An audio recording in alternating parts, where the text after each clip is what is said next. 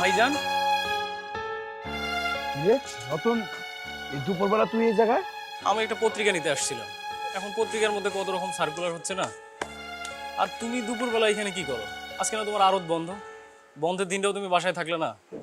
এত কষ্ট করো, তোমারও তো একটা জীবন ভাইজান। বাইরে এই কষ্ট আর বেশি দিন করুন না।